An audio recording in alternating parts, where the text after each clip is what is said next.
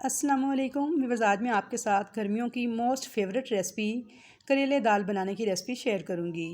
और एक ख़ास ट्रिक के साथ मैं ये करेले तैयार करने का तरीका आपको बताऊंगी, जिससे गारंटी है कि ये करेले बिल्कुल भी कड़वे नहीं लगेंगे, बहुत ही शानदार मज़ेदार बन के तैयार होंगे।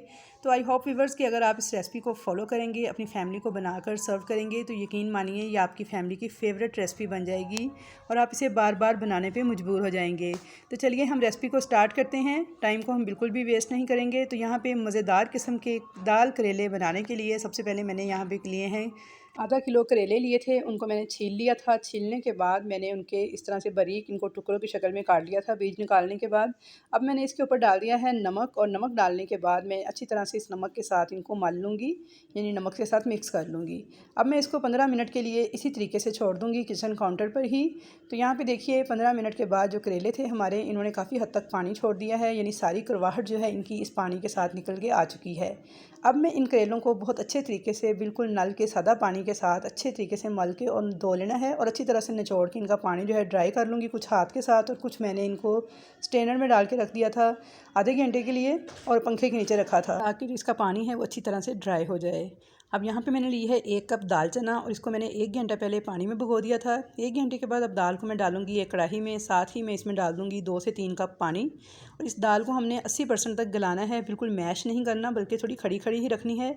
साथ ही मैं इसके अंदर हाफ़ टी स्पून नमक और हाफ़ टी स्पून हल्दी डाल दूँगी। कवर करके मीडियम फ्लेम पर मैं इसे बॉयल होने के लिए छोड़ दूँगी। तो अब यहाँ पे मैंने लिया है 1/4 कप कुकिंग ऑयल, उसे गर्म किया है, और 2 छोटे साइज़ की प्याज ऑमलेट स्टाइल में कट करके चम्मच चलाते हुए इन्हें बिल्कुल लाइट सा ब्राउन कलर आने तक फ्राई कर लूँगी।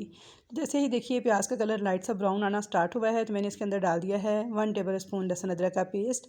इसे भी मैं अच्छी तरह से फ्राई कर लूँगी ताकि लहसुन अदरक की जो एक कच्ची स्मेल होती है वो ख़त्म हो जाए। अब मैं इसके अंदर डाल दूँगी सफ़ेद साबुत ज़ीरा हाफ़ टी स्पून के बराबर, और अच्छी तरह से इसे भी भून लूँगी। तो यहाँ पे देखिए लहसुन अदरक का पेस्ट ये हमारी अच्छे से बनाई हो चुकी थी। तो अब मैं इसके अंदर 2 छोटे साइज़ के टमाटर और 3 हरी मिर्चें बारीक काट के ऐड कर दूँगी। अच्छी तरह से मैं इन टमाटरों को भी मिक्स कर लूँगी, और टमाटरों को सॉफ्ट होने तक हमें पकाना है। तो साथ ही साथ हम इसमें कुछ स्पाइसेस ऐड कर देंगे। तो यहाँ पे जो स्पाइसेस मैं ऐड कर रही हूँ उनमें देखिए हाफ़ टी स्पून नमक है, क्योंकि हमने दाल बॉयल करते वक्त भी नमक ऐड किया था, तो इसलिए नमक हम ध्यान से डालेंगे। 1 टीस्पून लाल मिर्च पाउडर है, हाफ़ टी स्पून कुटी हुई लाल मिर्च, हाफ़ टी स्पून कश्मीरी लाल मिर्च, और 1/4 टीस्पून हल्दी। धनिया पाउडर मैंने लिया है 1 टीस्पून। इन तमाम मसालों को डाल के मैं 1 मिनट तक भून लूँगी। तो यहाँ पे देखिए मसालों को मैंने 1 मिनट तक भून लिया था, और अब इसके अंदर हम डाल देंगे थोड़ा सा पानी। तो यहाँ पे मैंने तकरीबन इसके अंदर आधे कप से थोड़ा ज़्यादा पानी ऐड कर दिया था। मिक्स कर लूँगी अच्छी तरह से इस मसाले के साथ इस पानी को, और अब कवर करके टमाटरों के सॉफ्ट होने तक मैं और पानी के ड्राई होने तक इस मसाले को पकने दूँगी। तो चलिए यहाँ पे मैंने इसे कवर कर दिया था, और लो फ्लेम पर इसको पकने देंगे। तो यहाँ पे मैंने लिया है ऑयल एक फ्राइंग पैन के अंदर, तकरीबन मैंने 3 से 4 टेबल स्पून कुकिंग ऑयल लिया है, बहुत ज़्यादा ऑयल मैंने नहीं लिया।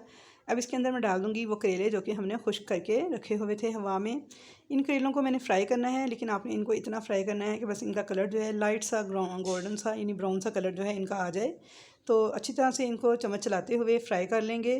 तो यहाँ पे देखिए करेलों का कलर जो है लाइट सा गोल्डन हो चुका है, तो बस इतना ही हमें इन्हें फ्राई करना है, और बिल्कुल कम ऑयल में फ्राई करना है। बहुत ज़्यादा ऑयल डाल के आपने करेलों को फ्राई नहीं करना। तो यहाँ पे देखिए मैंने 1/4 कप कुकिंग ऑयल, यानी तकरीबन 4 टेबल स्पून कुकिंग ऑयल लिया था, जिसके अंदर मैंने इन करेलों को मुसलसल चम्मच चलाते हुए प्यारा सा गोल्डन कलर आने तक फ्राई कर लिया है। तो बस यहाँ पे मैं आपको ये टिप देना चाहूँगी कि आपने इसमें मुसलसल चम्मच चलाते जाना है, और इसको लाइट सा गोल्डन कलर आने तक फ्राई करना है। बहुत ज़्यादा डार्क कलर नहीं आने देना, उससे करेले आपके जल जाएंगे और टेस्ट बिल्कुल भी अच्छा नहीं आएगा। तो यहाँ पे देखिए जी मसाला जो है हमारा, उसमें से पानी सारा ड्राई हो चुका है, पानी ऑयल इसने रिलीज़ कर दिया है, बहुत अच्छे तरीके से मसाला जो है हमारा भुन चुका है। तो अब मैं इसके अंदर ये करेले जो हमने फ्राई किए थे ऑयल समेत इसमें डाल दूँगी। तो यहाँ पे मैंने मसाला भूनते वक्त भी 1/4 कप यानी 4 टेबल स्पून कुकिंग ऑयल डाला था, और करेलों को भी मैंने फ्राई करने के लिए इतना ही ऑयल यूज़ किया है, यानी बहुत ज़्यादा ऑयल हम इस्तेमाल नहीं करेंगे इस सब्ज़ी को बनाने के लिए। करेलों को अच्छी तरह से मैंने इस मसाले के साथ भून लिया था, और यहाँ पे दाल को भी चेक कर लेते हैं। तो दाल भी हमारी बॉयल हो चुकी थी, बहुत अच्छे तरीके से सॉफ्ट हो चुकी थी। तो यहाँ पे देखिए जी बस दाल भी हमारी तैयार थी। तो इस दाल को भी अब मैं इसके साथ डाल के अच्छी तरह से मिक्स कर लूँगी, और इसकी भुनाई कर लूँगी 1 मिनट तक। अब साथ ही मैं इसके अंदर डाल दूँगी हाफ़ टी स्पून गर्म मसाला पाउडर और half tea spoon kalonji. Mix करके बिल्कुल लो फ्लेम पर मैं इसको लगा दूँगी दम 15 मिनट के लिए। तो यहाँ पे मैंने इसे 15 मिनट के लिए बिल्कुल दम वाली आंच पे पकने के लिए छोड़ दिया था। तो 15 मिनट हो चुके हैं, तो चेक कर लेते हैं। तो ये देखिए माशाल्लाह बहुत ही खुशबूदार, बहुत ही देखने में खूबसूरत, खाने में इंतहाई लजीज दाल करेले की सब्ज़ी हमारी बनके तैयार हो चुकी है। और व्यूअर्स, आई होप कि आपको मेरी ये रेसिपी ज़रूर पसंद आएगी। अगर आप इस तरीके से बनाएंगे तो आपके करेले बिल्कुल भी कड़वे नहीं बनेंगे, बहुत ही टेस्टी मज़ेदार किस्म की ये सब्ज़ी बनके तैयार होगी। थोड़ा सा हरा धनिया डाल दिया था मैंने इसके ऊपर और इसको गार्निश कर लिया था। तो चलिए अब मैं आपको डिश आउट करके दिखा देती हूँ। तो आप इसको नान, चपाती या फिर तंदूरी रोटी के साथ खाने के लिए सर्व कर सकते हैं। तो बहुत ही सुपर टेस्टी ये सालन बन के तैयार होता है। तो व्यूअर्स, अगर आपको ये रेसिपी पसंद आए तो इसे ज़्यादा से ज़्यादा लाइक और शेयर कीजिएगा। कमेंट्स बॉक्स में अपनी कीमती राय का इजहार ज़रूर कीजिएगा कि आपको ये रेसिपी कैसी लगी। तो इंशाल्लाह ताला अगर आप स्टेप्स को मुकम्मल फॉलो करेंगे और इस तरीके से ये सब्ज़ी बनाएंगे तो बहुत ही लजीज, बहुत ही सुपर टेस्टी ये फूड बन के तैयार होगा। तो इंशाल्लाह ताला मुलाकात होगी आपके साथ एक अच्छी नई रेसिपी के साथ। तब तक के लिए मुझे दीजिए इजाज़त। अल्लाह हाफिज़।